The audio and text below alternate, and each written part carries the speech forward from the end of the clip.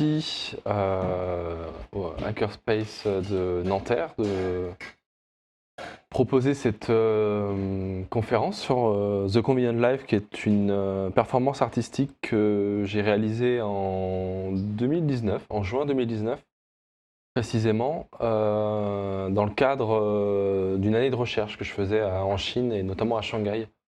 Parce que le contexte de la grande mégalopole de Shanghai m'intéressait, pour différentes raisons que je vais expliquer pendant cette présentation, mais notamment le côté un peu, je dirais, dystopique, futuriste et un peu le côté aussi jeu vidéo. Voilà. Et donc, moi j'ai donc un travail pluridisciplinaire qui va de la sculpture à ce qu'on appelle l'installation, donc c'est la mise en espace, à la performance, donc ce que je vais parler, donc c'est-à-dire la mise en scène. Notamment, moi, je fais pas mal de mise en scène avec moi-même comme matériau, ce soit dans des espaces d'exposition, mais aussi en dehors, dans des moments programmés ou aussi non programmés. Et je m'intéresse à différents types de sujets qui peuvent aller de la technologie comme à ça, comme ce projet, a également des questions qui sont plus de l'ordre du numérique, du réel et du virtuel, mais aussi des questions qui sont plus liées au futur, sur nos façons de vivre, des questions voilà, liées aux enjeux sociaux, mais aussi environnementaux, globalement, et aussi géopolitiques. Et puis récemment aussi, je développe un travail de peinture qui évolue progressivement. Et tout ça est lié. Et donc j'ai fait cette année de recherche en Chine grâce à un post-diplôme franco-chinois. Et ça a été une expérience pour moi hyper stimulante, voire même beaucoup trop stimulante dans le sens où j'ai eu un tas d'idées, d'envie de faire des choses, parce que le mode de vie là-bas est extrêmement intéressant à observer. Et donc j'ai notamment réalisé cette performance qui s'appelle The Convenient Life. Donc, The Convenient Life, en traduisant en français, ça veut dire la vie pratique. Donc il y a une forme d'ironie dans ce titre, puisque ça part d'une observation du mode de vie en Chine à cette époque, qui n'était pas encore non plus extrêmement développé chez nous, mais qui est de plus en plus développé chez nous, qui est vraiment la livraison à domicile et aussi le développement des plateformes numériques. Je dirais la vitesse numérique aussi qui se développe, et le fait que voilà, l'accélération liée à la connectivité, mais aussi à la création des smartphones, fait qu'on a tout à disposition d'un clic, enfin je dirais au bout des doigts. On a un peu tout ce qu'on veut. À partir du moment où on a un petit peu d'argent dessus, on peut vraiment se faire livrer tout ce qu'on veut. On peut discuter avec qui on veut, n'importe quand. Donc voilà, il y a une sorte de compression de l'espace-temps dans un objet qui est extrêmement intéressant, je trouvais, à explorer, notamment donc en Chine, et que j'ai donc exploré à ma manière à cette époque. Et la date du juin 2019 a son importance. Nous sommes en juin 2026, juillet même 2026, donc c'est il y a quelques temps, mais je crois on se rappelle tous un peu de ce qui s'est passé un peu après. Et donc ça part d'une observation du mode de vie en Chine, c'est que voilà, en Chine, ça coûte moins cher et c'est beaucoup plus pratique et rapide de se faire livrer à domicile chez soi que d'aller en supermarché. Ça, c'est un fait. Ça coûte même moins cher d'aller dans les restaurants que d'aller faire les courses. Mais la différence, c'est que quand on fait les courses soi-même, on sait à peu près ce qu'on mange, si on fait à cuisiner, alors que dans les restaurants, peut-être qu'on sait un peu moins, des fois, quelle sauce est mise, etc. Mais c'est vrai que comparé à la France, où ça coûte beaucoup moins cher d'aller en supermarché, en tout cas à l'heure où je dis ces termes-là, que d'aller dans les restaurants. Donc il y a une sorte d'inversion là-bas, et ça influence beaucoup, je pense aussi, les comportements et le mode de vie en Chine. Également, il y a un mode de vie qui est très connu en Chine, c'est que les gens travaillent entre guillemets plus que chez nous et sont tous très connectés. Ils ont une culture numérique qui est beaucoup plus développée que chez nous. Et dès l'enfance. Et ça influence beaucoup. Il y a aussi le fait que moi j'habitais dans une colocation en Chine et que ma voisine de chambre était chinoise et était complètement addicte aux achats en ligne de vêtements, etc. Et qu'elle passait vraiment beaucoup de temps à faire ça. Pour diverses raisons, mais après avoir discuté avec elle, notamment le jour de... C'était en novembre, comment ils appellent ça? C'est pas une sorte de Black Friday chinois, je sais plus comment ça s'appelle exactement. Je l'ai observée et elle était mais vraiment à fond, c'est-à-dire qu'en fait, il y a un moment clé où ça s'ouvre l'horaire. Je crois que c'est quelque chose comme minuit, je sais plus, hein, quelque chose comme ça. Et en fait, elle était prête. Et dès minuit, elle avait déjà préparé ses achats, ses paniers. Et c'était parti. Et en fait, les stocks des sites de commerce en ligne s'épuisent en quelques secondes. Et il y a des milliards de yuan, argent chinois, qui sont déversés en quelques secondes. C'est faramineux, c'est complètement incroyable. Et en discutant avec elle, elle me disait que c'était en fait so convenient. Et là, je me suis dit, mais en effet, on peut en débattre. Ça peut. Ouais, je pense qu'on a un peu tous connu ce genre de choses, mais elle, voilà, elle a dit c'est so convenient. À un moment, je me suis dit, ce projet, justement, il pourrait s'appeler peut-être So Convenient, mais je me suis dit, en fait, c'est plus un mode de vie, donc The Convenient Life. Et donc, partant de cette observation, je me suis dit, et si on poussait un peu cette observation, ce mode de vie à son extrême? Est-ce que c'est possible?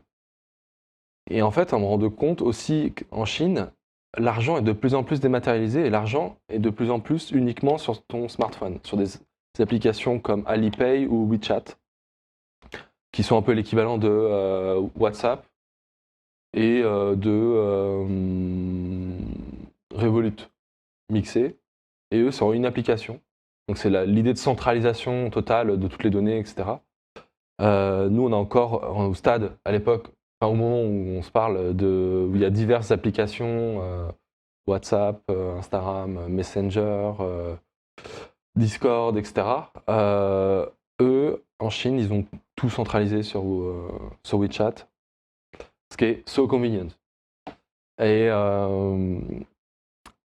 Et donc, partant de cette observation, le fait que la monnaie soit aussi dématérialisée, qu'on paye vraiment par QR code à l'époque, et c'était quelque chose qui était encore peu utilisé en France.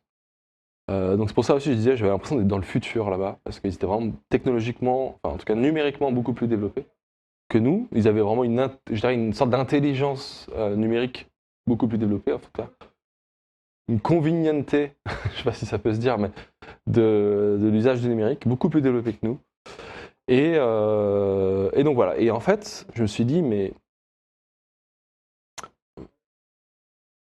je pense que c'est possible de vivre uniquement dans une pièce vide, avec uniquement un smartphone et de l'argent dématérialisé, et plus de connexion sociale réelle, plus besoin de se déplacer en supermarché, plus besoin de faire à manger, plus besoin de louer un lieu, plus besoin de rien du tout. En gros, être un Sims qui arrive dans un terrain neutre. Et c'était un peu... mon but, c'était un peu de prouver que c'était possible. Donc il y avait une sorte d'expérience qui allait au-delà même de l'art, qui était une sorte d'expérience sociologique, voire anthropologique. Et donc, partant de cette idée et de cette observation du mode de vie, j'ai commencé à chercher un lieu où je pourrais créer cette expérience. Et donc, petit à petit, on m'a dirigé vers un lieu spécialisé dans la performance artistique dans la banlieue de Shanghai, qui s'appelle Semon Park. Live House, qui est un lieu voilà, où il y a des gens qui habitent, un peu comme une maison, mais il y a aussi un espace d'exposition et d'expérimentation. Et moi, je me suis en fait créé mon propre espace, ma propre, entre guillemets, cellule, euh, coupée du monde avec juste comme, euh, je dirais, accès au monde, une sorte de porte-fenêtre qui me permettait d'ouvrir, d'aérer et aussi d'accueillir, entre guillemets, les livreurs. Et donc là, vous pouvez voir des photos du quartier. Donc une sorte de maison pavillonnaire, architecture. Donc voilà la zone pavillonnaire. Et le quartier s'appelle Dream Bay, en plus. Donc je trouvais ça assez poétique. Et je me suis dit, c'est intéressant, c'est drôle. Voilà. Et donc là, c'est des photos que j'ai faites de livreurs en Chine. Voilà, on a aussi cette façon de faire en France, je dirais cette forme de repos. Donc il faut savoir qu'en Chine, voilà, la livraison, elle est, à l'époque en tout cas, était énormément utilisée. Énormément, pour tout. Moi, je me rappelle, j'ai même fait l'expérience. On peut se faire livrer chez soi en un quart d'heure, même pas. Un café, juste un café. Et le livreur repart.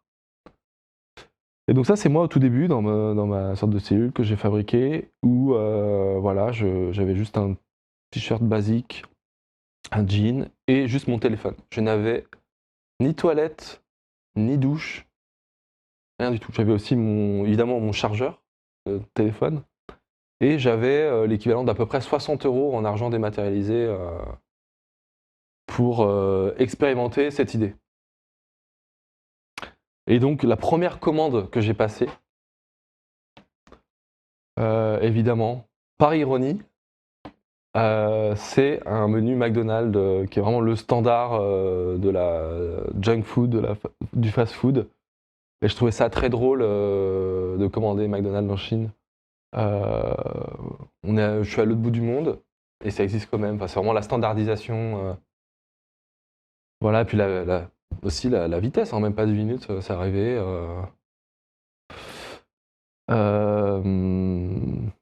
Il faut savoir que déjà ça commençait mal aussi, parce que tu manges ça et après tu te sens pas vraiment bien, déjà. Donc ça me mettait pas forcément dans une bonne condition, mais en même temps, j'avais pas de frigo, rien du tout, il fallait quelque chose de rapide, efficace, qui ne créait pas non plus de restes. Et donc ça c'est des photos, ça c'est une photo de moi en train de recevoir aussi une livraison, qui a été réalisée par je crois, le directeur du lieu, le Seven Park Live House, à qui je n'avais aucun contact, mais il m'a transmis cette photo après. Là, vous avez à droite une photo de quelques échantillons, des cotons-tiges, dentifrice. J'ai créé un système avec, je pense, un rouleau de papier toilette qui m'a permis et du scotch aussi que j'ai commandé, qui m'a permis de créer un système dans lequel je peux mettre ma brosse à dents pour pas qu'elle touche le sol, etc. Brosse à dents évidemment que j'ai aussi acheté en ligne. Donc ça c'est moi en plein travail de recherche. Donc j'étais un peu comme une sorte de chasseur-cueilleur aussi de notre époque. En fait voilà, je cherchais à manger, je cherchais à boire, je cherchais des produits de première nécessité mais aussi de confort en ligne. Alors je ne comprenais pas le mandarin. Je ne comprends toujours pas le mandarin, juste peut-être quelques mots, etc. Je voulais rester dans cette forme d'abstraction aussi. Mon téléphone, c'était un téléphone chinois. Et j'avais que des applications chinoises. De toute façon, là-bas, si on veut des applications entre guillemets occidentales, ou enfin des applications type Instagram, WhatsApp, etc., il faut un VPN. Et moi, justement, je m'étais fixé comme but de ne pas avoir de VPN, mais vraiment d'être dans l'immersion totale, ce que j'appelle le tourisme numérique. Donc ça, c'est quelques images aussi de capture d'écran, parce que voilà, ma vie était se divisait en deux, entre écran et réalité. Ma réalité se réduisait à cet espace de vie que j'avais. Donc ma réalité était vraiment beaucoup plus sur un écran. Et en fait, j'avais l'impression de devenir de plus en plus d'être de plus en plus dans un jeu vidéo. Et donc là, on peut voir un peu les parcours des différentes livraisons. Je trouvais ça très drôle, cette image à droite où on voit, en fait, donc sur l'application. Donc là, c'était l'application, je crois, Taobao, qui veut dire livraison en français. Taobao en chinois, et ça veut dire livraison. Et donc en fait, on pouvait voir la carte. Donc tout d'abord du quartier, dans la zone où on est. Puis si on recule, on voit Shanghai. Et puis si on recule, on voit petit à petit la Chine. Et puis on commence à un peu avoir le monde entièrement. Ce que je trouvais assez drôle, c'est que quand on prenait du recul, on voit que la ligne de la Chine est bien délimitée. Euh, voilà. Comment? Je sais pas. Je vois pas, mais je trouve ça assez intéressant et voilà. Et voilà. Et donc ça, c'est des profils aussi de livreurs, donc ils sont notés en pourcentage. Je sais pas trop s'il y a ça maintenant en France ou à notre époque, mais voilà, ça fait donc vraiment jeu vidéo, je trouve. Il y a vraiment ce truc un peu de voilà de Sims ou vraiment de comment dire de statistiques, de quantification et de voilà de pourcentage et quelque chose d'un peu déshumanisant, je trouve. Je la trouve très belle aussi la photo du livreur à droite. Et donc voilà, je sais pas trop ce que ça signifiait les mots, mais j'imagine c'est taux de réussite de livraison, sympathie, etc. Et il faut savoir que quand on reçoit un colis, une livraison d'un livreur, on peut lui faire des pourboires, comme chez nous. Et il y a différents types de pourboires. Donc on peut voir en bas à gauche. Et ça a son importance parce que moi je le faisais à chaque fois quasiment. Donc ça c'est des captures d'écran aussi de conversations que j'ai eues aussi avec un livreur sur WeChat parce qu'en fait à un moment on s'est pas compris, il n'a pas trouvé la zone, il a dû m'appeler, je comprenais rien. Donc je lui ai parlé sur WeChat et en fait sur WeChat ça a traduit automatiquement.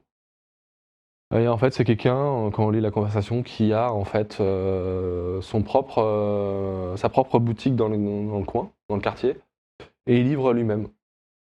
Et sa femme tient, quand il part, sa femme tient la boutique.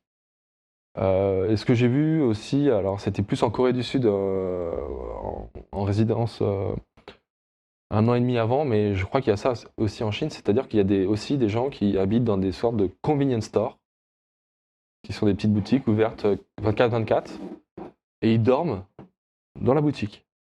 Et quand un client arrive, par exemple à 4 h du matin, bah, il y a le bruit de la porte qui fait comme dans les 7-Eleven, un petit bruit. Et d'un coup, ils peuvent se réveiller de leur matelas qui est derrière le comptoir.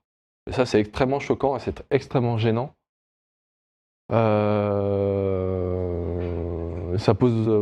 C'est extrêmement gênant et je les voyais se réveiller avec complètement déphasés. Et j'imagine que ça leur arrive tous les jours. Donc là, ça pose des questions de santé énormes. Euh, Voilà. Et donc là, j'ai l'impression que sa boutique n'est pas non plus 24/24. Mais au moins, on peut dire que j'ai acheté local, pour le coup. Enfin, j'ai acheté en tout cas à côté de la boutique. Ça venait pas de l'autre côté de la Chine. Contrairement à certains achats que j'ai faits, type matelas gonflable, qui venaient de l'autre côté de la Chine et qui mettaient 3-4 jours à arriver. Voilà. Et donc, je parlais de temps de livraison. Là, ce que vous voyez, c'est premier jour. Mon confort du premier jour. J'avais acheté des bâches pour recouvrir le sol, pour pas me salir, pour avoir un minimum d'hygiène. Des bouteilles d'eau pour évidemment m'hydrater. Parce qu'on était en juin quand même. Ce que vous voyez en bas à droite aussi, c'est des anti-moustiques, piqûres de moustiques et aussi les spirales anti-moustiques. Quelque chose qui était très présent. Et moi, je suis un peu une sorte de paramoustique, comme les paratonnerres, mais pour les moustiques. Ouais. je sais pas pourquoi, mais et là, ce que vous voyez en blanc, c'est une sorte de coussin que je me suis fabriqué avec les sacs plastiques des emballages que j'ai enroulé pour me faire une sorte de coussin. Voilà. Et en fait, les bâches, donc j'en avais plusieurs et ça m'a servi aussi de faire une couverture. Et puis j'ai acheté du scotch pour délimiter une zone de lit entre guillemets. Donc c'était pas hyper confortable, mais c'était frais. Et c'est vrai que ça aurait pu être pas mal la semaine dernière, par exemple, pendant la canicule. Je pense que ça aurait pu être pas mal, ouais, comme système. Alors évidemment, j'avais pas de climatisation, etc. Mais il faisait pas non plus hyper chaud, ça allait. Voilà. Donc encore une autre vue un peu plus précise. Alors là, le jour 2, arrivée du sac de couchage, et là, j'ai jamais autant savouré un sac de couchage. Voilà.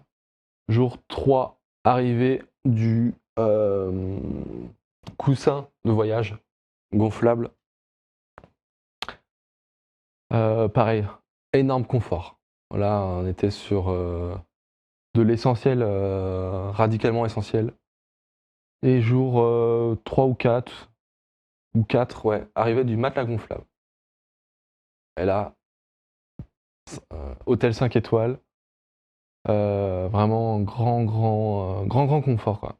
Et voilà, donc là aussi pareil, c'était, je crois, avec le matelas gonflable ou le sac de couchage, je sais plus, mais c'était voilà, un petit masque avec des bouchons d'oreilles. Ce qui était bien. Ce qui était bien parce que j'avais pas de volet, évidemment, et donc j'avais très vite la lumière. Voilà, donc ça, c'était une vue aussi qui a été réalisée de l'espace, mon espace de vie et de travail dans lequel j'étais à la fin de l'expérience.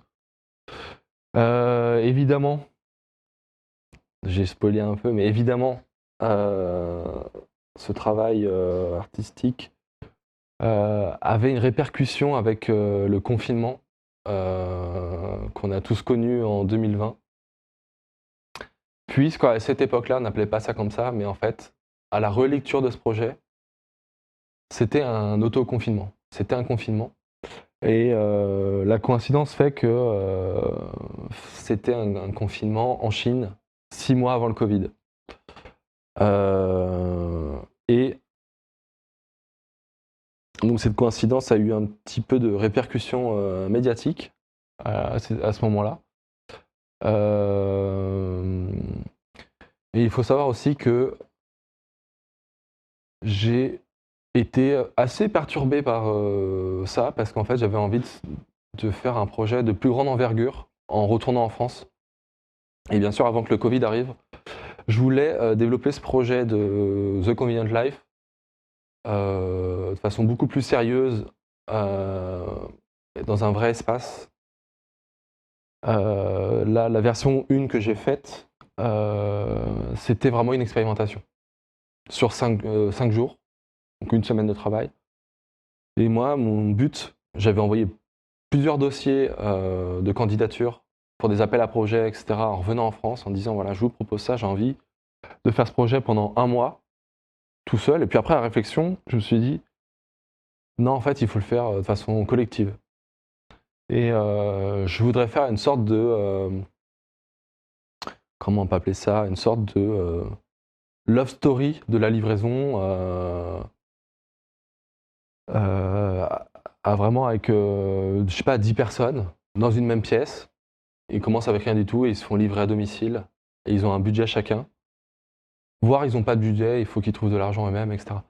Et en fait, est arrivé le Covid, et en fait ce projet s'est complètement annulé parce que en fait, on l'a tous un peu vécu cette situation-là, où on était tous enfermés chez soi, et on était tous avec notre smartphone.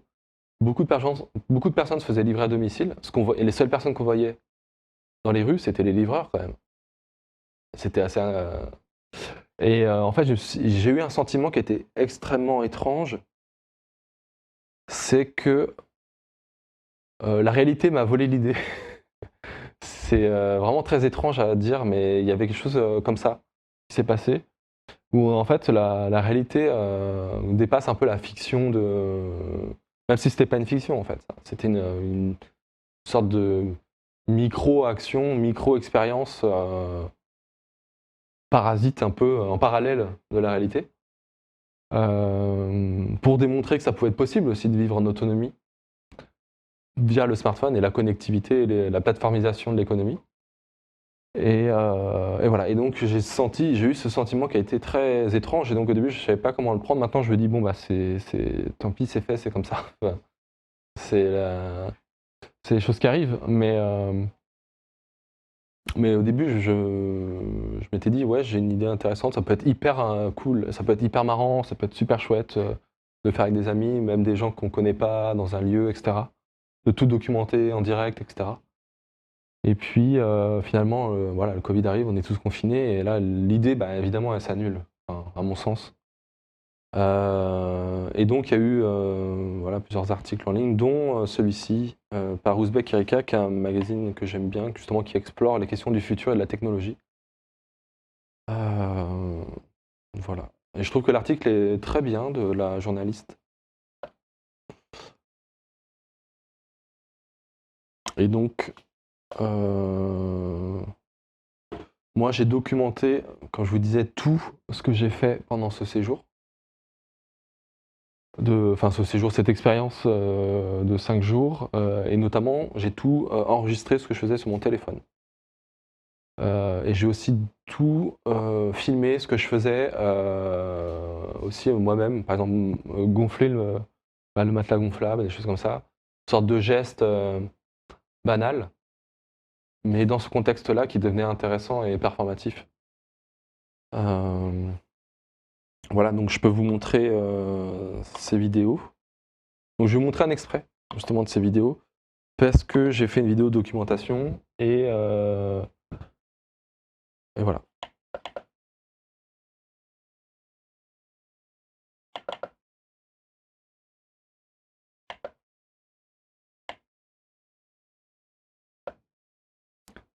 Donc chaque écran de smartphone que vous voyez, c'est une journée. Donc là, c'est une sorte de teaser où vraiment c'est une petite vidéo courte. Mais voilà, j'ai tout documenté et c'est une sorte de vue panoramique de la semaine.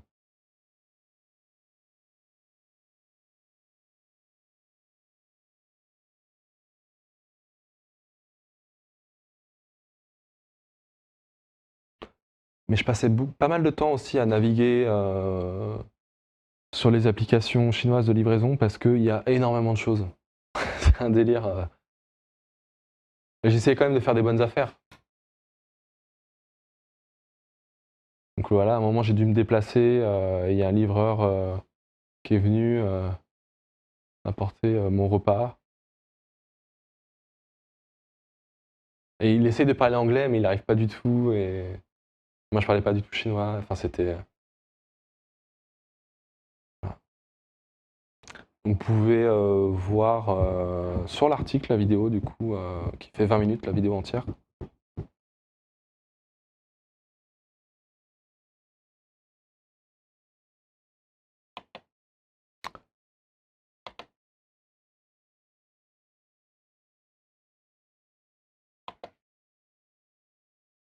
Donc voilà, il y a eu cet article.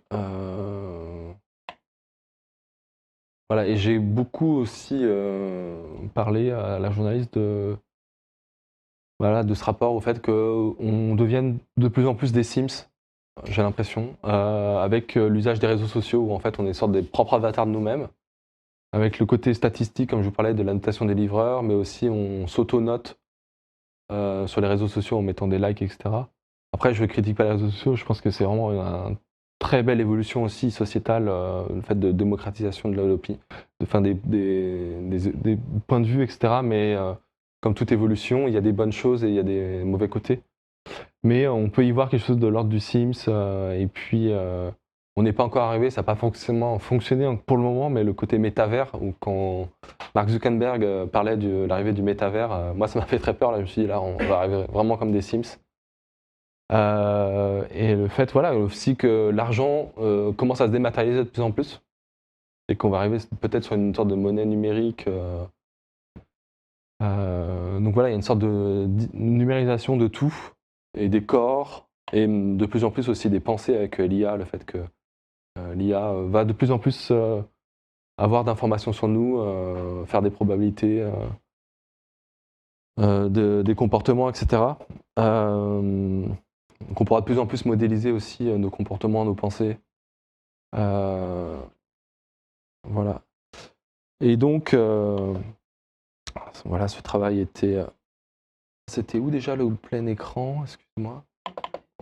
CTRL L, voilà. Et donc, même le président français à l'époque, qui est toujours le même, je crois, à notre époque, et qui disait dans une vidéo, vous qui ont innové, bon, c'est le problème de traduction en direct, à travers les commandes à distance, la vente en apporté, la livraison à travers la livraison à domicile. Voilà, je trouvais assez drôle cette capture d'écran, un peu improbable. Et donc dans le côté politique aussi, évidemment, ce que vous voyez là, c'est le crédit social chinois. Donc je vous parlais de Sims, mais je crois que ça c'est vraiment pour moi le meilleur exemple. C'est que là-bas, chaque Chinois a une note. Je ne sais pas si ça existe toujours, je pense. Je ne sais pas trop. Mais moi je voulais prouver que ça existait vraiment et que comment ça fonctionnait, etc. Donc au début, je crois que premier écran que vous voyez, c'était au début. C'est mon profil un peu standard, voilà. Je suis 573. Ma note c'est 573. Je venais d'installer Alipay. Donc ça c'est Alipay, Alibaba, etc. Et donc apparemment le profil de base, ça serait à peu près cette note. 570, 573.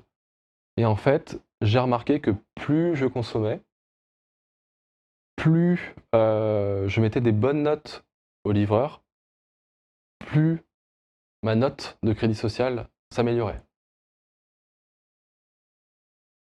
Et donc, au bout de quelques jours, j'étais à 578. Et il faut savoir que pour le crédit social, si on a une mauvaise note, on est sanctionné, comme dans un jeu vidéo. On peut ne pas prendre le train, on peut ne pas prendre un taxi, on peut ne pas prendre de vélo. On a des sanctions, on ne peut pas acheter certaines choses, par exemple aussi, je crois. Mais en même temps, on peut gagner des points, par exemple, en faisant des jeux en ligne sur les téléphones, où en fait, il y a des jeux en ligne où en fait, on peut planter des arbres. Des choses comme ça, et en fait, tu deviens un bon citoyen. Voilà, je connais pas tous les rouages de ça. Je pense qu'il y a plein de choses à explorer, etc. Nous, on n'est pas encore, je crois, à ma connaissance, là-dedans, mais ça pourrait peut-être venir. Je sais que les assurances aussi fonctionnent un peu comme ça, sur des systèmes de notation pour donner des crédits. Enfin, les banques et les assurances sont connectées pour donner des sortes de notations pour pouvoir avoir des crédits, etc. Aux États-Unis aussi, c'est un petit peu comme ça, mine de rien. Mais voilà, là, j'ai la preuve que le crédit social là-bas existe. Et donc voilà, il y a vraiment une esthétique aussi très jeu vidéo, je trouve. Et puis également en Chine, pendant cette période de recherche en Chine, je bascule sur un autre projet, mais qui est aussi en résonance avec le confinement et le Covid. C'était une vidéo performance que j'ai réalisée aussi en Chine, où en fait, ça part aussi d'une observation, c'est que pour moi, Shanghai, ça ressemblait beaucoup à une sorte de ville à la fois de science-fiction, type Blade Runner, mais aussi un énorme terrain de jeux et de jeux vidéo, où en fait, j'ai l'impression d'être dans un univers un peu cyberpunk. Évidemment, c'est pas cyberpunk 2077, mais ça évoque beaucoup plus, en tout cas que Paris, un univers de jeux vidéo, voilà, cyberpunk. Et avec ces buildings avec plein de LED, des animations, etc. Je trouvais ça assez incroyable, ces illuminations la nuit, moi je trouvais ça magnifique. Et j'ai voulu à la fois témoigner de ça, garder un souvenir et jouer avec ça. Et en fait, à la relecture, donc ça c'était aussi en juin, quelques jours après la performance de Combien de Live, j'ai aussi donc fait cette performance où en fait je portais une sorte d'anneau lumineux à mes pieds, comme si j'étais un personnage principal de jeu vidéo. Et je me baladais dans la rue comme ça, de façon aussi non programmée, non annoncée, voilà, et puis non officielle. Et puis voilà, je venais un peu, entre guillemets, hacker le quotidien des gens pour les questionner un peu sur à la fois la surveillance vidéo, le fait que voilà, je pouvais être une cible, entre guillemets, mais aussi voilà, sur le fait que c'est un pays qui est de plus en plus numérisé, et même leur propre ville. Et donc, j'ai fait cette vidéo et je vais vous montrer un petit extrait, le teaser. Voilà, pour vous montrer un peu l'atmosphère aussi de la ville de Shanghai.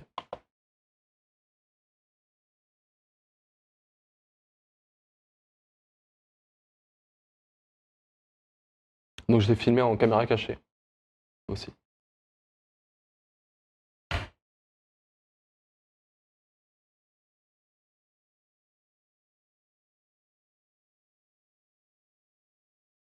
Et en fait, cette performance, évidemment à la relecture, mais c'est beaucoup moins flagrant que The Convenient Life, mais ça évoque peut-être un peu aussi l'idée de la distance personnelle qui a été créée par le Covid. Mais en même temps, c'est un hommage pour moi à cette ville que je trouve en fait, et je le savais déjà un petit peu avant, mais que je trouve magnifique par sa taille, sa folie, et qui incarne vraiment un futur totalement dystopique. Ben, merci pour votre écoute. Et puis si vous avez des questions, évidemment.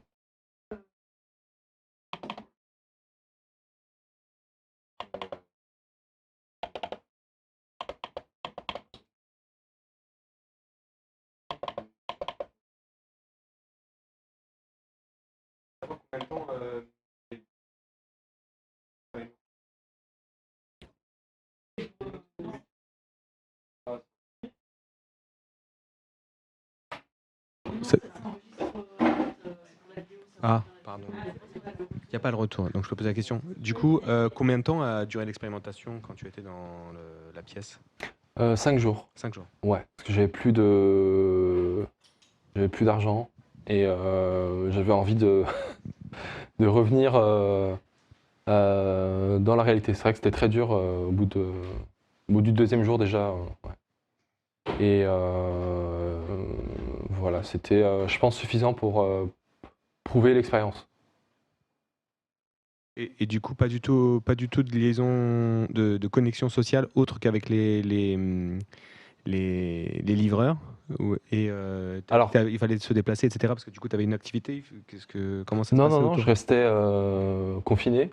Sauf des fois, bah, je devais sortir parce qu'il y avait des problèmes de livraison avec le livreur. Donc il fallait que je me déplace, mais vraiment sortir de la maison, comme on a pu voir. Et sinon, les interactions sociales que j'avais, c'était via WeChat. Voilà, par messagerie. On pouvait faire des visios aussi, mais voilà, ça restait numérique. Qui est extrêmement frustrant, surtout quand il fait beau dehors. Et ouais, ouais. J'ai retrouvé le nom des personnes qui s'isolent au Japon, c'est les hikikomori. Et donc on peut dire que ceux qui sont précurseurs aussi, c'est peut-être ces gens-là. Alors, en effet, ça peut évoquer les hikikomori, mais c'est des gens quand même qui pouvaient sortir et qui, eux, étaient vraiment dans un rejet de la société et du travail. Et c'est des périodes. Euh, c'est des périodes, c'est pas toute leur vie, je crois. Et c'est souvent lié à ce qui me semble avant ou pendant qui font des études, enfin une sorte de dépression sociale liée à la pression sociale. Mais en effet, ça évoque aussi ça. Euh, Mais moi, c'était vraiment l'idée de prouver qu'on peut vivre en autonomie via le smartphone. Et en fait, cette autonomie peut nous amener au confinement. J'avais une autre question par rapport aux expériences d'isolement, qui sont celles qu'a faites Abraham Poincheval. Voilà, savoir comment tu te situais par rapport à ces expériences. Pour juste, enfin, je sais pas si Abraham Poincheval, c'est un artiste qui s'est isolé dans un ours au musée de la chasse et de la nature et dans un rocher au palais de Tokyo pendant une durée d'1 mois ou 3 semaines. Enfin voilà, en se nourrir de l'extérieur. Enfin, Oui. Oui, on est c'est le même registre de performance un peu, entre guillemets, extrême dans le sens, voilà, il y a le corps et aussi le mental est un peu éprouvé dans le sens, dans la durée. Lui, c'est quand même plus long qu'15 jours, mais moi, je reste dans quelque chose qui est plus de l'ordre de l'expérimentation et de vouloir prouver que justement le smartphone dans un contexte géographique spécial. aussi, le contexte géographique et puis en fait, moi, ma performance, comment dire, elle est artistique, vue artistique parce que je suis artiste et que c'était dans un lieu d'art, mais elle pourrait très bien pas être artistique aussi et être une expérience sociologique. Euh, mais en effet, c'est dans la lignée aussi d'Abraham Poincheval, qui est un artiste que je ne connais pas personnellement, mais dont son travail fait écho avec le mien. Ouais. Et juste, il me revient quelque chose, c'est il me semble dans les années 80, il y a quelqu'un qui était pas artiste du tout, mais qui s'était enfermé volontairement dans une grotte, je crois, qui avait été, qu'il avait fermé de l'extérieur, donc il avait perdu. C'était une expérience sur le temps. Il avait complètement perdu la notion du temps au bout de plusieurs semaines, je sais plus. Enfin, j'ai plus la durée, mais voilà, plusieurs Ouais. mois, je sais plus. Ouais, bah, à ce qui paraît, ouais. Moi, j'ai jamais fait l'expérience, mais apparemment, oui, si on voit plus l'extérieur pendant un certain temps, on perd la notion du temps. Ce qui est assez logique et assez fou en même temps.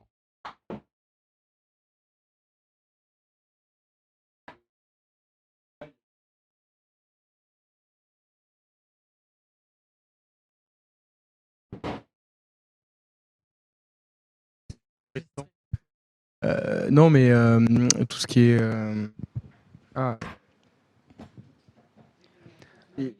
non, exploration souterraine, découverte de nouvelles grottes. Au-delà des catacombes, hein, plutôt spéléologie et ce niveau-là, quand vous passez plusieurs dizaines de jours sous terre et à un moment donné, bah, le temps, il y a ouais, c'est ça. C'est avec Tom qu'on en avait parlé. Et on se retrouve, enfin, je sais plus combien de temps avaient passé les personnes, je crois, plusieurs mois. Et il y avait un décalage où les mecs avaient l'impression d'avoir passé 3 semaines alors que ça faisait 3 mois, quoi. Enfin, il n'y a plus de repères temporels. Même si vous avez une montre, au final, l'horloge biologique se retrouve complètement. Et le problème, c'est également, je crois que ça impacte bah, l'organisme sur le long terme et forcément, les gens en sortent pas dans un super état. Mais quoi qu'il se passe, dans les personnes qui ont fait de l'isolation, enfin, les ermites, c'est des comment ça s'appelle? Que ce soit pour une élévation spirituelle ou ce genre de choses, ça date pas d'hier, on va dire, hein. Enfin, je pense que même, ça doit être une pratique très, très ancienne, pour le coup. Donc Oui, tout à fait. Bah, oui, c'est quelque chose qui existe depuis très très longtemps. Et justement, c'était ça aussi qui m'intéressait, c'est quelque chose d'un peu anachronique dans cette expérience. Comme je parlais de chasseurs-cueilleurs, mais via des plateformes numériques. bah, Ça m'intéresse. il me Ça semble m'intéresse à l'époque. Ouais. il me semble qu'en Inde, il y a enfin, c'est complètement notre délire pour le coup, mais il y a des moines qui font en sorte, en gros, dans leur fin de leur vie, si mes souvenirs sont bons, ils font en sorte de manger énormément de plantes dans leur fin de leur vie, et ensuite ils se font enterrer vivants pendant je sais plus combien de temps. et sans eau, sans rien du tout. Et en gros, il y a une clochette qui font sonner tous les jours pour dire qu'ils sont vivants. Et quand la clochette sonne plus, ils attendent, je sais plus exactement combien de temps. Ils enlèvent le tube parce qu'il y a un tube pour respirer de l'air. Et c'est pour en fait réussir à faire une momification naturelle de leur corps. Et en gros, ça permet d'atteindre une certaine élévation. Et quand la personne a réussi sa momification et que la momification s'est bien passée, les corps sont directement exposés, habillés et exposés. C'est réel, hein. Mais j'avais vu ça, je sais plus. Je crois que c'est une vidéo d'Axolot. Voilà pour la référence. Mais, ça, c'est intéressant comme expérience. C'est la filière que l'on fait. Ah oui, complètement. Ouais. Il y a différents angles d'approche, ouais.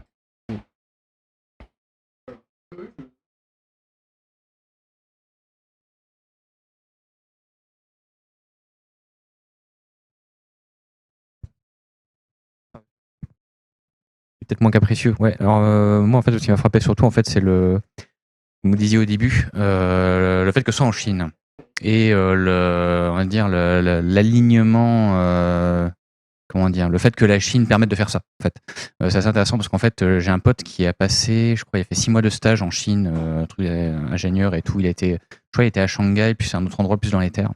Et ce qui est intéressant, c'est lui, il a un peu constaté les mêmes choses vis-à-vis, entre autres, du rapport qu'ont les. Alors lui, c'est les étudiants son entourage, c'était des étudiants, donc faut se méfier. C'est pas c'est pas le chinois moyen, on va dire. Bon, mais quand même. Et en fait, il disait oui, il avait reconnu ça, ce truc de l'espèce un peu de fascination pour laquelle nous, peut-être en Europe, on n'a peut-être pas ou plus sur justement tous ces artefacts économico-commerciaux, je sais pas comment dire, enfin bref, les malls, le truc de vente en ligne, le commerce moderne, quoi.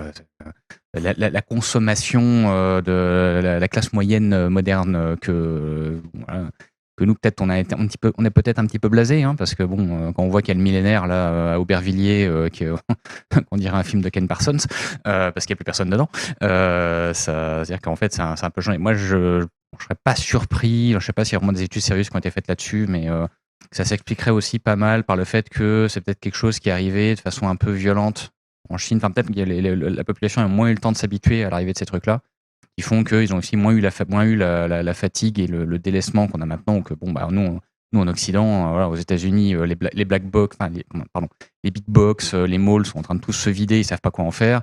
En France, on a le millénaire là, qui est en train de crever, que les autres grands malls sont obligés de retrouver, d'inventer de nouvelles façons de faire venir les gens, parce que sinon les gens juste ne viennent plus. Le BHV aussi. Pardon ? Le BHV aussi. Il est en train de fermer. Oui, j'ai entendu parler, mais j'ai pas regardé, donc je ne peux pas comparer. Mais probablement que oui, parce que non, j'ai plus de vêtements que j'avais acheté là-bas à l'époque quand j'avais réussi à perdre 20 kilos, mais oui, je vois l'endroit. Mais j'ai pas exactement. Bon, bref, toujours est-il que c'est assez intéressant parce qu'en fait, justement, ça fait pas le même rapport aussi, tout ce qui est par rapport à Taobao, comme me disait mon pote qui était allé, disait Taobao, c'est le magasin général universel. Et on peut tout acheter là-bas. C'est le fournisseur d'AliExpress. En fait, c'est un truc de fou. Et de fait, il me disait, bon, par contre, en tout cas, à l'époque, quand il était allé, et de ce qu'il avait compris, c'est qu'on pouvait pas commander chez Taobao si on n'était pas chinois. Donc ça, on envoyait des commandes et puis il a pris des trucs chez lui. Il avait aussi une jolie photo des postes chinoises, la réception des colis dans la ville où il était, où en gros, il y a une cour et puis il y a un tas de colis de 3 mètres de haut. Et les gens, ils viennent, ils essaient de trouver leur colis. Voilà. Waouh. Voilà, il disait aussi, bon, il y a des cimetières de vélos de partout. Et en fait, c'est très bizarre parce que parce que les gens, en fait, ils jettent leur vélo à un endroit, puis après, ça s'empile. Et il y a plein de trucs comme ça qui sont un peu difficiles à présenter en Europe, mais bon, surtout parce qu'en fait, comment dire, on a des habitudes qu'on a développées pendant des dizaines d'années, et la particularité de la Chine, c'est qu'en fait, pour plein de raisons, culturelles, politiques et autres, en fait, c'est un pays qui change très très facilement. Ils ont moins la valeur aussi, enfin, ils mettent moins une valeur capitale dans le patrimoine, on va dire. le fameux truc, enfin les caricatures aussi un peu de je sais plus quelle ville qui a été reconstruite 11 fois parce qu'elle a été détruite 11 fois et à chaque fois ils ont reconstruit par-dessus, etc. Et typiquement, moi je travaille dans l'automobile et on l'a vu, le switch de la Chine sur l'électrification, qui semblait pas évident parce que quand on regarde depuis une vue occidentale, on peut se dire bon bah en toute logique, bon ils vont rattraper leur retard avec des guillemets parce que bon faut pas les prendre pour des abrutis non plus quand même. Mais on s'imaginerait qu'il y aurait un truc qui passerait par les mêmes étapes qui s'est passé en Occident, quoi. C'est-à-dire d'abord forte passage par le thermique. Et donc fin de l'humanité, parce que je sais plus qui disait si jamais chaque Chinois a une voiture thermique, c'est la fin de l'humanité. En fait, c'est pas ce qui s'est passé. C'est qu'en fait, comme aussi, il y a un truc qui est intéressant parce que c'est difficile de voir l'eau sous la poule. On voit souvent la Chine comme étant un pays très, très autoritaire et tout. Alors déjà, c'est un grand pays, donc dans les campagnes, il se passe pas la même chose qu'à Shanghai, déjà. Mais aussi, les dirigeants de ce pays-là, ils ont plus d'1 milliard de personnes à nourrir. Ça fait pas les mêmes, comment dire, ça fait pas prendre les mêmes décisions, ça fait pas avoir les mêmes logiques que quand on est un petit pays à la con comme nous, on est que 60 millions, quoi. On n'est rien à côté. Alors l'Inde, j'en parle même pas. Et en fait, justement, un truc comme ça, nous, notre point de vue occidental, où on n'est pas très nombreux, on est dans un milieu tempéré, où en fait on peut se permettre d'avoir plein de voitures thermiques partout parce que on n'en crève pas tout de suite. Donc on s'est dit mais eux par contre, mais eux ils sont pas stupides. Ils ont bien vu en fait que s'ils faisaient du full thermique, techniquement c'était pas possible, c'est qu'ils allaient juste mourir parce qu'il y a des problèmes de pollution dans les grandes villes. Alors, peut-être plus maintenant, mais Shanghai, je crois qu'il y a eu un moment où c'était. Ouais, moi je me souviens quand même, enfin, à l'époque, en 2019, si je voyais quand même. J'avais la chance d'habiter tout en haut d'une tour et je voyais quand même les gros nuages qui arrivaient. Ouais. Il y a eu quand même plusieurs jours où tu reçois des SMS de la ville ou du gouvernement qui te dit de ne pas faire d'activité physique ou de porter un masque. D'ailleurs, de rester même chez toi. Ouais. D'ailleurs, il y a un livreur qui avait un masque chirurgical et c'était avant le confinement. Donc, tout à fait. Ah bah là, c'est. Après, ça, c'est l'Asie. En Asie, ils portent les masques dans les Exactement. D'ailleurs, moi, quand il y avait le début de la propagation du Covid en France, à Paris, je me rappelle début février, quelque chose comme ça. Moi, je portais direct un masque. J'ai entendu parler du virus qui arrivait et tout. J'avais ramené des masques d'Asie et tout. Et on me prenait pour un fou dans le bus et tout. Mais on va pas repartir sur ça, mais c'est vrai que c'était. Mais en effet, il faut se rendre compte, il faut prendre la mesure aussi que c'est un. On le voit directement quand on arrive dans le pays, c'est que c'est une autre planète. Clairement, ils sont 1,5 milliard. Nous, on est 68 millions. Et donc, quand il y a des responsables politiques qui ont 1,5 milliard de personnes à gérer, ils vont peut-être prendre des fois des décisions d'être un peu plus pertinentes. Entre autres, non, on va pas faire du thermique. Non, on va essayer d'électrifier. Alors, on va pas faire du thermique. Pour revenir là-dessus, sur le thermique et l'électrique, c'est la première chose qui m'a marqué en arrivant à Shanghai. Donc je sors de l'aéroport et tout, j'arrive dans le centre-ville de Shanghai où je devais loger la première nuit. Et j'arrive donc quartier assez fréquenté, etc., avec quand même des axes autoroutiers qui se croisent. Pas un bruit. Mais vraiment, c'est incroyable. Je voyais des voitures et des scooters dans tous les sens. Pas un bruit, c'est tout électrique. Les scooters, on les entend passer, ça fait wouh. Et le bruit qu'on entendait, franchement, c'était ma valise à roulettes sur le sol. C'était vraiment un des seuls trucs. Et c'était quand même très, très étonnant. Et c'est vrai que, pour le coup, ils n'ont pas de pollution sonore là-bas. Après aussi, il ne faut peut-être pas se faire piéger dans l'explication qu'on voudrait sur ça. C'est aussi que l'augmentation du niveau de vie qui fait que une grande partie de la population est entrée dans les classes moyennes à l'occidental et donc ont eu les moyens de commencer à penser à s'acheter des véhicules personnels est très corrélé au fait, la crise du pétrole qu'on a maintenant et la crise de l'énergie qui fait que maintenant, tout le monde, au sens large, essaye de passer sur de l'électrification et autres pour éviter de dépendre de pétrole qui est un problème. Donc, s'il y a corrélation entre le niveau de vie augmente, les gens commencent en Chine à acheter des véhicules thermiques et en même temps, tout le monde est en train de faire des véhicules individuels. Et qu'en même temps, il y a un peu de zeitgeist international de dire de toute façon, maintenant, on va faire de l'électrique parce que sinon, on va mourir. bon, évidemment, ils vont prendre de l'électrique. Parce qu'ils en fait, ils ne se traînent pas derrière eux l'historique qu'on pourrait avoir dans les pays occidentaux. Les États-Unis, j'en parle même pas, c'est caricatural. Ah non, mais quand même, je vais pas lâcher mon V8, mon V8 Atmo de 5 litres qui consomme 30 litres au 100, quoi. Quand même pas, faut pas déconner. Je vais pas aller acheter une voiturette électrique. Ça, c'est un truc en Chine, ils n'ont pas parce que bon, bah, ils n'ont pas ce passé, en fait. Espèce de truc qui fait qu'ils les ferait s'accrocher sur des vieilles choses. Bon, après, encore une fois, attention, ça c'est peut-être une vision un petit peu caricaturale, mais c'est pas de corrélation entre le fait de l'augmentation de niveau de vie qui fait que maintenant les gens achètent, qui arrive à ce moment-là où il y a ce shift on passe du thermique à l'électrique et qu'ils n'ont pas connu le thermique parce qu'ils n'avaient pas les moyens d'en acheter. En fait, bah, c'est plus facile de faire full électrique dans ces conditions-là. Tant mieux pour eux, hein, parce que sinon ils seraient vraiment dans la merde. Mais c'est intéressant parce qu'en fait, vu de notre point de vue, nous qui avons justement cet historique, c'est vrai que assez facilement on peut avoir l'impression que non mais c'est normal, il faut passer par on va faire crever tout le monde en mettant de l'essence partout, etc. Non, il n'y a pas besoin en fait.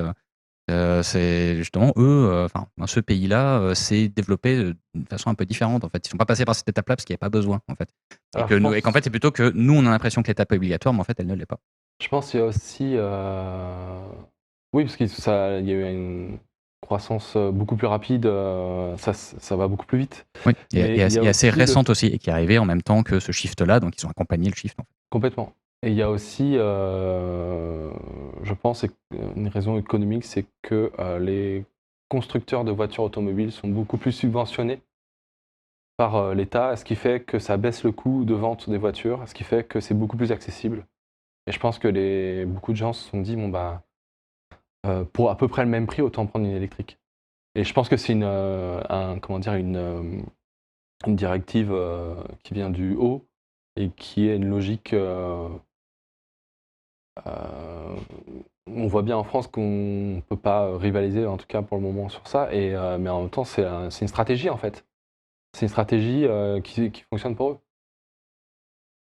On peut pas rivaliser, il faut voir ce qu'on compare. Mais je vais pas rentrer dans ce débat, on va y Après, passer la nuit. Spécialiste, Moi, c'est mon métier. C'est mon métier. Je travaille Ouais. moi, je travaille dans l'automobile, dans l'électrification, donc c'est pour ça que je vois les trucs. Donc, je vais pas rentrer dedans, parce qu'on va y passer la nuit et que c'est pas le sujet.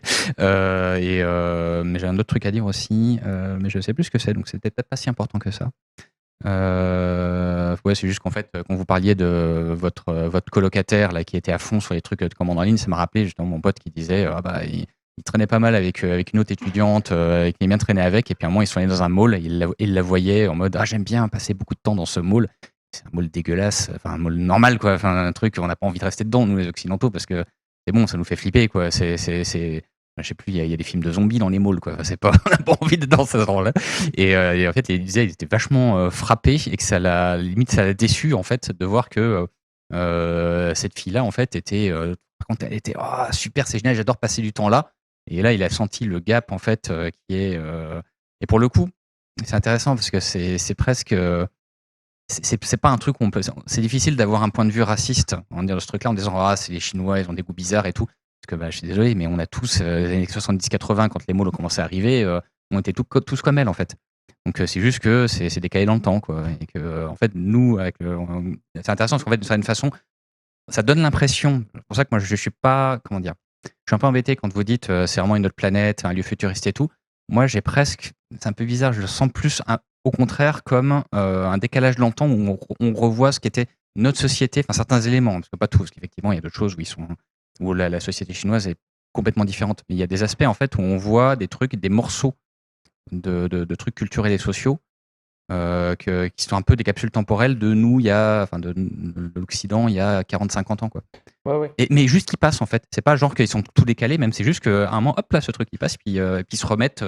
Ça redevient le truc moderne actuel. Quoi. C'est super bizarre en vrai. Ouais. Alors moi je suis pas sociologue ou quoi que ce soit. Quand je dis c'est une autre planète, c'est-à-dire les villes là-bas. Nous, la deuxième ville en France, je crois que c'est Marseille, après Paris. Marseille, c'est de la rigolade. C'est presque la campagne pour la Chine. En termes de superficie, de taille de ville. Là-bas, quand je dis c'est une autre planète, c'est des autres dimensions. C'est comme aussi aux États-Unis. On se rend pas compte en fait. On se rend pas compte depuis la France de la taille du pays déjà. C'est immense. Le nombre d'habitants qu'il y a.